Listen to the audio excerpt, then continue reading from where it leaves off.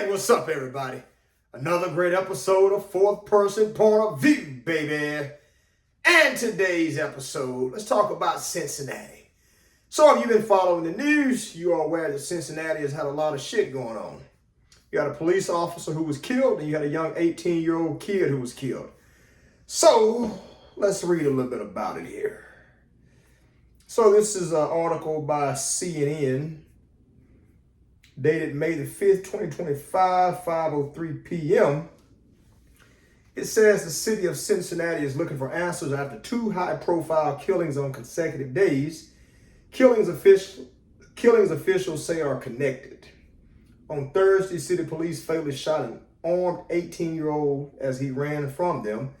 And the next day, lone surviving sheriff deputy Larry Henderson was hit and killed in Cincinnati by a car that authorities say was driven by the young man's grieving father.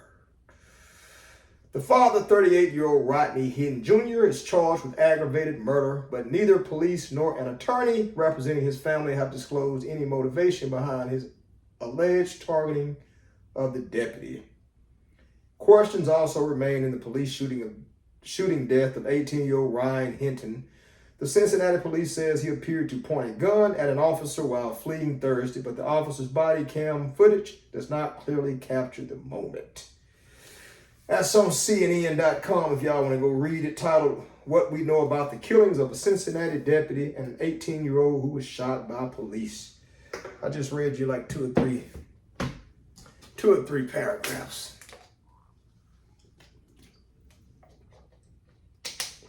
So, my thoughts on this here is sad. It's a very sad occasion. Two people. So based off what we know here, there was a car that was stolen from Kentucky, of all places.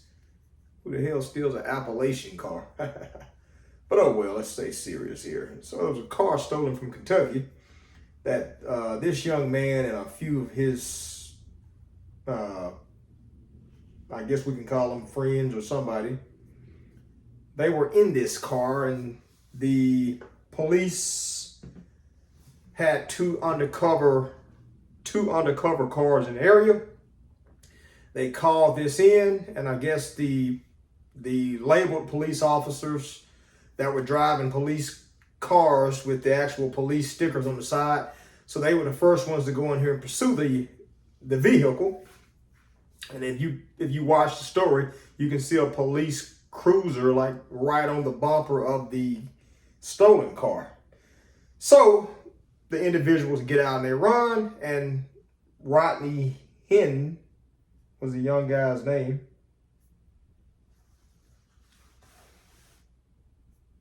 He got out. They said he had a gun. You can watch the video. He seems to be falling down with the gun still in his hand, but the footage is kind of unclear. So then he runs between, looks like two dumpsters, what they're telling us.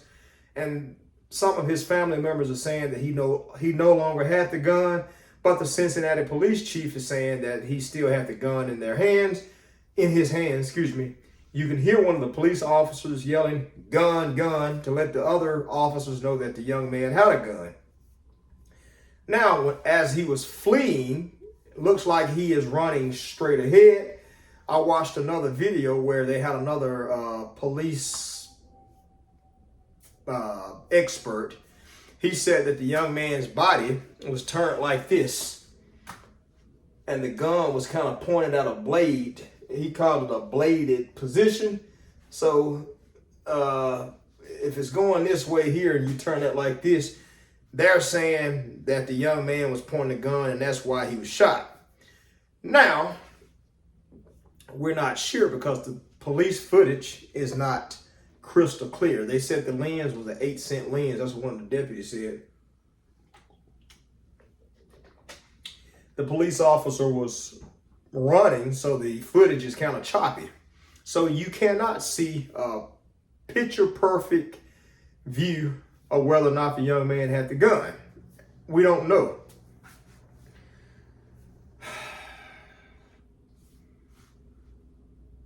I try not to get caught up in all the fuckery and shit online. I try to stick to the basics and the facts. Now, since this is fourth person perspective over here, that's what we do, because we don't get caught up in fuckery.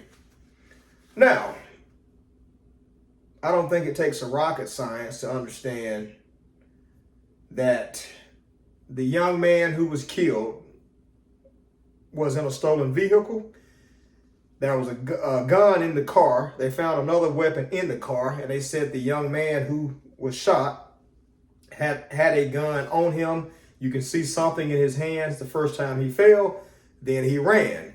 Now, I guess the big question is, did he have a gun on him at the time that he was shot? And what some of the public is saying, basically, if the young man was fleeing, going towards the woods, and the officers that were pursuing him and the other guys, I'm assuming, did they have justification to shoot the young man? I honestly think that's going to get into the fine details of legislation and policy, where you have to see what the Cincinnati police abide by. That's going to be the fine print. That's for the attorneys and not an attorney. But what I will tell you from the fourth person perspective, it doesn't take a rocket scientist to know that the young man's daddy was kind of distraught. The police chief acknowledged that she watched the body cam footage with the daddy and some other family members. Okay, let me read this right here for you. The family reviewed, pardon me, I got this bright ass light in here. It says the family reviewed police body camera footage on Friday morning, hours before Hinton's father allegedly struck and killed the sheriff's deputy. Wright told the Cincinnati Enquirer that the father was very distraught after seeing the footage. He couldn't finish watching the video, Wright said of Hinton's father, according to the Enquirer. Wright said Monday he has filed a public records request for the body camera footage and police reports of the other officers who were present when Ryan was shot.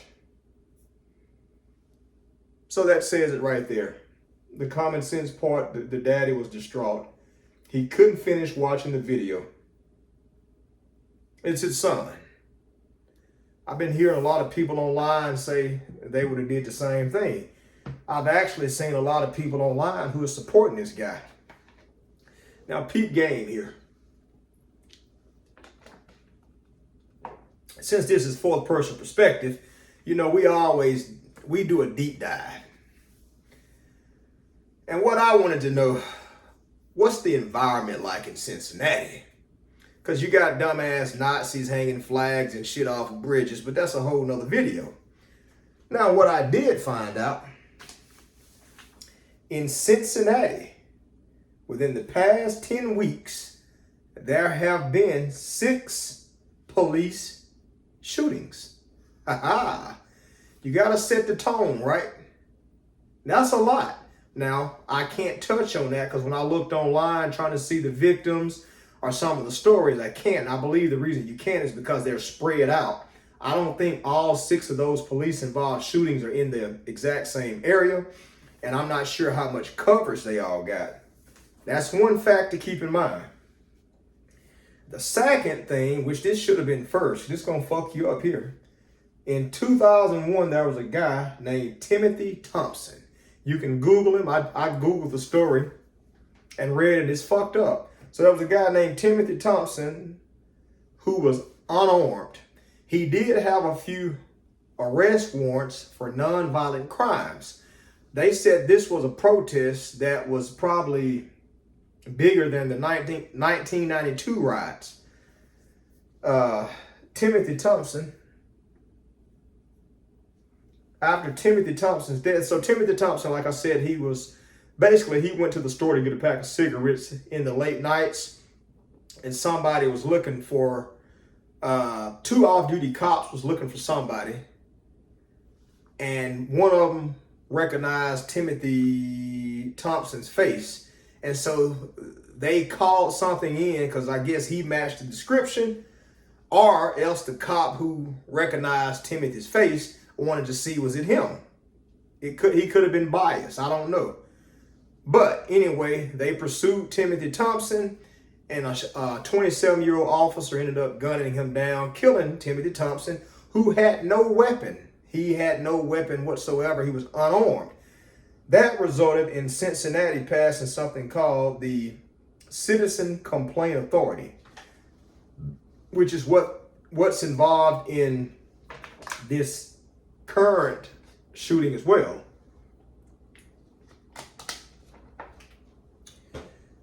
They have three different aspects to investigate this right here. Now, from the fourth person perspective, what we got, that right there is the cherry on top of the goddamn sundae. The 2001 Timothy Thompson shooting that had all these damn riots and stuff is one of the things that set the tone for Cincinnati as a whole.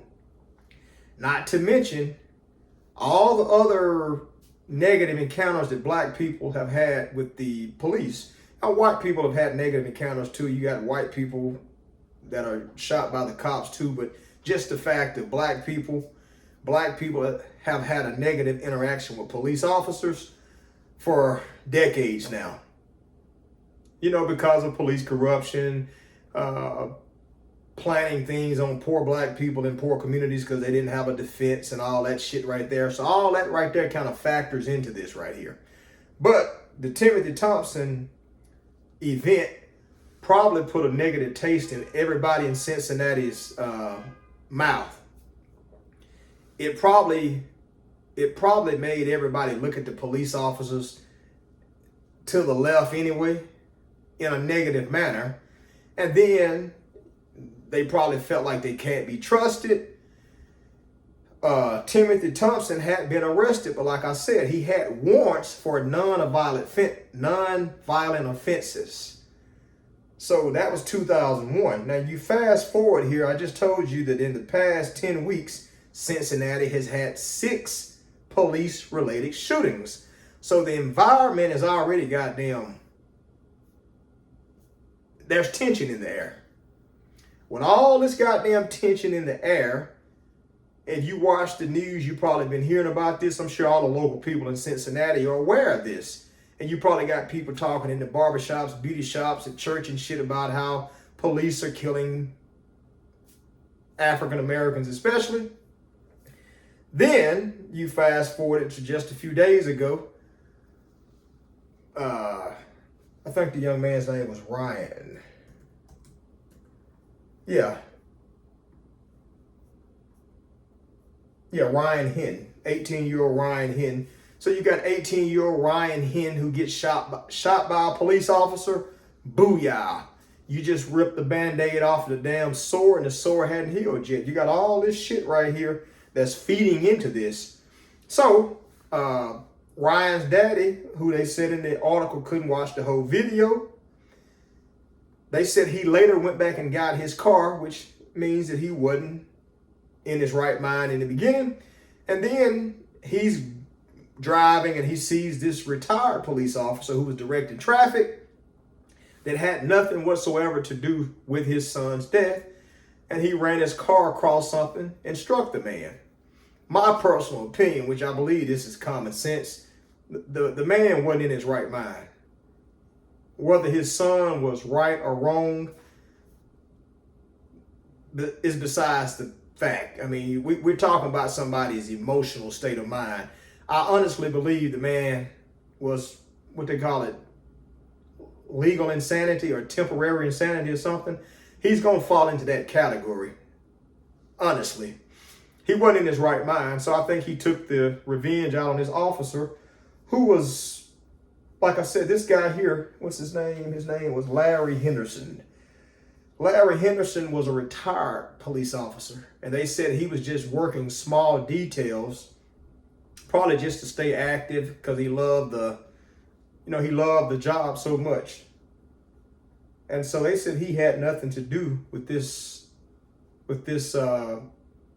He he had no connection to the other department. So he's totally oblivious to that whole situation. But he reminds me of something one of my buddies told me when I was in the Army. One of my partners in the Army, who was a cool guy. I mean, if I saw him today, I would probably, dap him up, talk to him. I looked at him like a friend. So, in the Army, you call people battles, but I would call him a friend. Like if he hit me up today and said, "Hey, what's up, man?" I'd be like, "What up, bro?" And we used to have a lot of deep conversations. So he was a cop. And I'm not going to say word because the world is small. He's a black guy. And he told me the crime was so bad in their city that they had a policy where when an officer calls in, what has to happen is like all the cops within a certain radius, they have to report to the scene. And they did this over the years so that the people they were stopping, if they had some bullshit in the back of their minds, they always knew the other cops are en route. He said that's something that they strategically did to protect the officers because of the crime. But one time he told me that he went to a call. He told me he went to a call, or he was responding to a call. It wasn't his call, it was another officer. He said he got there and there was a white cop, and he said the white cop was arresting a white male. And he said as he was pulling up, the white officer had arrested the other white male, and he had him in handcuffs. And so he said as he was pulling up, he saw the white officer grab the white guy and knee him. He said he kneed him in his stomach. And he said he got out and said, "Look like you got this shit under control." And he said the white cop said something to him. He said, "Well, look like you got it under control. I'm going to just get in my shit and I'm going to leave and go back and patrol." And he said he didn't sit there and argue with the white cop, but he said it pissed him off. And I said, "Why it pissed you off?" He said, "Because what's going to happen," he said, "this stupid fuck he just need this piece of shit." And he said, "You don't know what this guy's background is." He said he could be a drug dealer, he could be part of a organization, or he could just be a career criminal. He said when you need that piece of shit like that, you taking him in, he's mad. He said he's going to make bail or whatever, but in the back of his mind, he thinking about how you just need his ass. And he said he need him in the gut. He said that piece of shit's going to fucking get out, and he's going to be mad at cops, and he's not going to be able to find your ass, and what's he going to do? I said, "What's he going to do, bro?" He said that motherfucker's going to find any cop he can, and he going to take his anger out on him. I said, "Shit." He said, and he don't give a damn that he's a white boy and there was a white cop that need him. He said he going to find any goddamn cop that he can see, and he going to take his anger out on them. And that means if it's shooting, stabbing, hitting or whatever. I said, "Man, that is fucked up." He said, "That's why I got mad at it." He said as a cop, that's what he learned. He said it don't matter what race you are as a police, they are all blue. I said, "Man, that is some deep shit." And I asked him, I said, "Well, did you report him or something?" He said, "No, I didn't report him because, he said it's kind of, in the cop world, it's kind of something serious, but it's something you don't want to just be telling on people." And he said that was his person he was taking into custody. He didn't want to get involved because if he had did paperwork, now there's going to be an investigation and it's going to pull him into it. So he just said he let him know. He let him know how it made him feel. And that made me I thought about that right there when I read this story here. I was like, damn. Because this cop here, Larry Henderson, he didn't have nothing to do with this shit.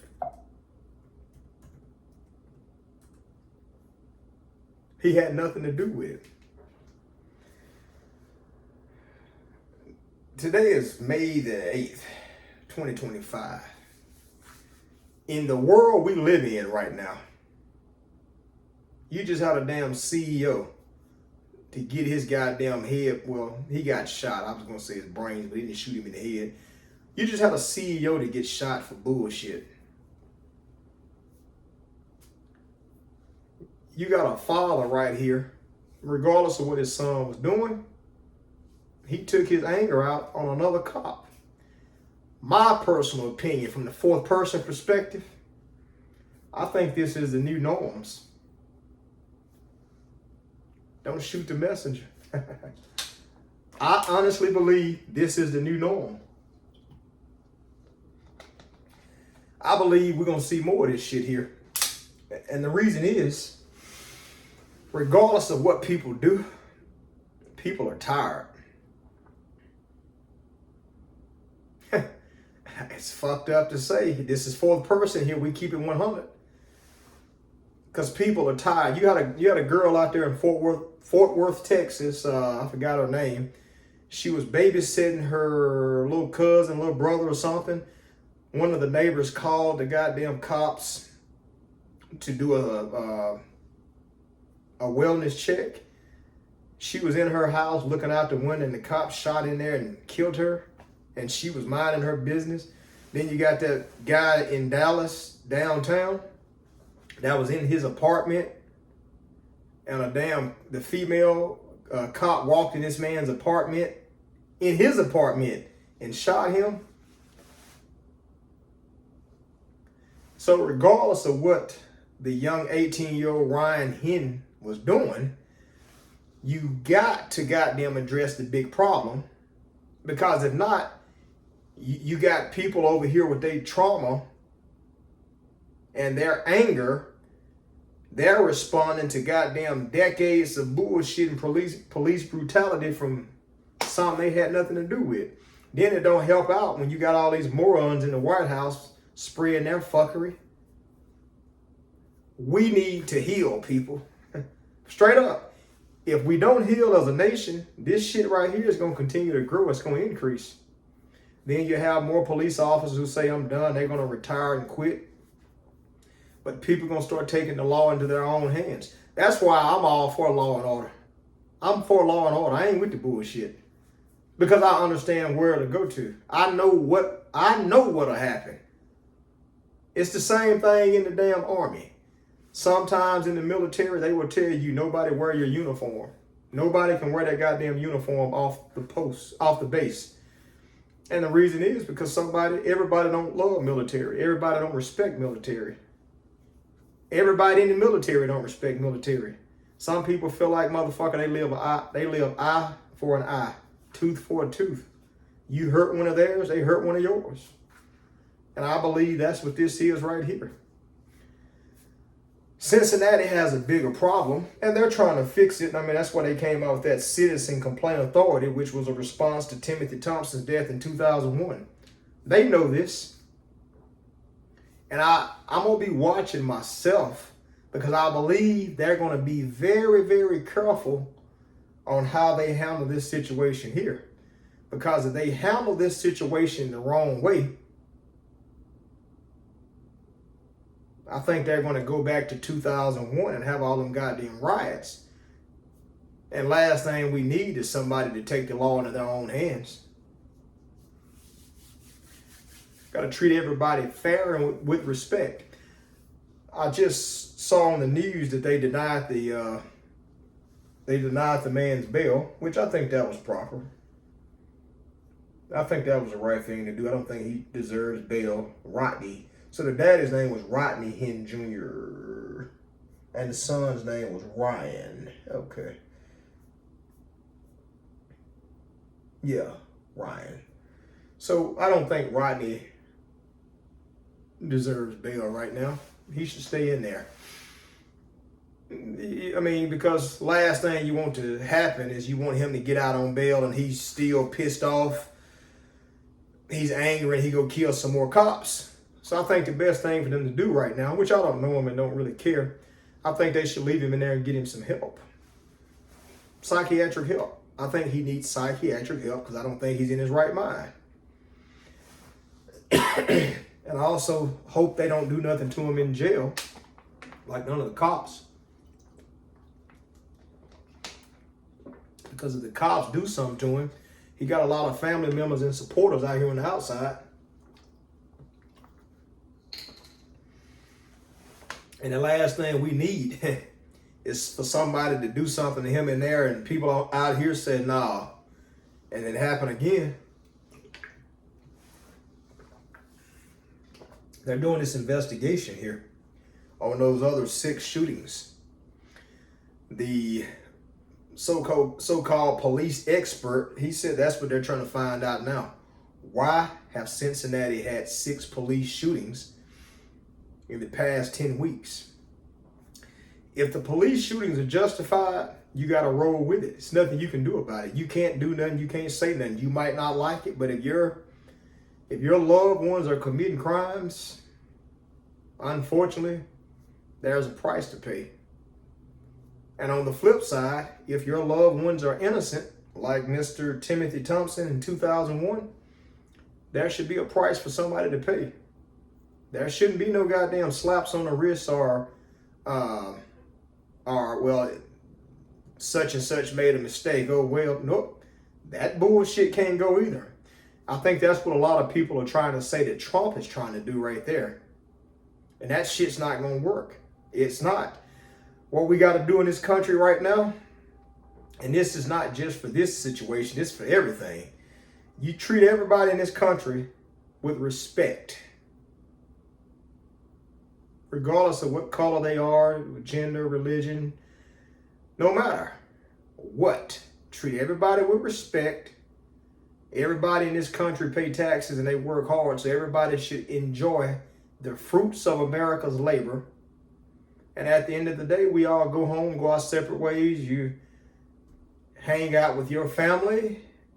You enjoy whatever you like doing in your pastime. Shit, playing checkers, chess, basketball, football, PlayStation, or listening to goddamn Grand Ole Opry. Whatever you like doing, that's your business. But when it comes to law and order and everything else, you got to treat people right. Because what we don't want no more of this. And with all the people I see on Instagram and YouTube saying this man did nothing wrong, it lets you see the mind of a lot of people out here. And you know just as well as I do, when one thing happened, there's always a domino effect. God forbid one of them same damn people in those comments, and I counted a lot of them, God forbid something similar happened to their loved ones and they take it out on cops. It's going to be a sad day. But that's my take on it. This has been Fourth Person Point of View, baby. I'm out.